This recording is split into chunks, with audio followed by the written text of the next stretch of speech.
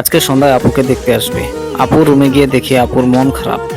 আমি জিজ্ঞেস করলাম, আপু তোমার মন খারাপ কেন? সে বলল, ভাই আমি এখন বিয়ে করতে চাই না। আমি বললাম, মানে তুই কি বিয়ে ভেঙে দেওয়ার কথা বলছিস? সে বলল, হ্যাঁ। আমি বললাম যে বিয়ে ভেঙে দিলে আমার লাভ। আপু বলল যে তুই কি চাস? আমি বললাম আমাকে 1,000 টাকা দিতে হবে, তাহলে আমি চেষ্টা করে দেখতে পারি। আপু বলল ঠিক আছে। তারপর আমি আপুর রুম থেকে বেরিয়ে আসলাম। সন্ধ্যায় পাত্রপক্ষ আপুকে দেখতে আসছে।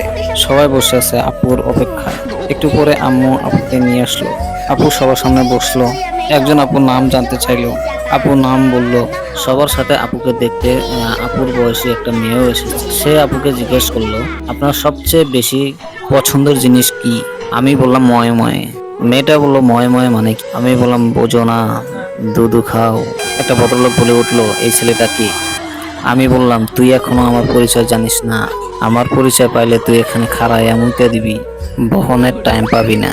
লোকটি বললো, এই অসভ্য ছেলে, তুই কি আমাকে চিনিস? আমি বললাম, না তো, কে আপনি? সে বললো, আমার নাম বাদশা। আপনার নাম যদি বাদশা হয় তাহলে আমার নাম কি হতে পারে? আপনার মতো ফকিন্নির পোলার নাম বাদশা হলে এই জন্যই তো দেশের এই অবস্থা। লোকটা বলল, বেয়াদব ছেলে একটা। আমি লোকটাকে বললাম, তুই দেখি বেশি কথা কস। লোকটি বলল, এই ছেলেটা কি শুরু করেছে এসব? এবার আমার আম্মা বলল, এই তুই কি শুরু করলি এসব?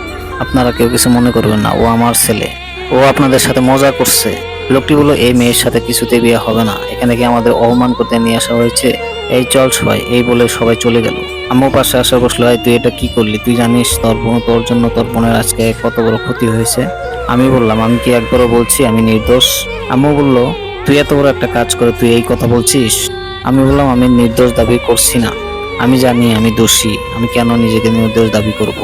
তখন আমার আবেগ কাজ করছে, বিবেক কাজ করে নাই। পৃথিবীর সবচেয়ে বড় আদালত হলো বিবেক।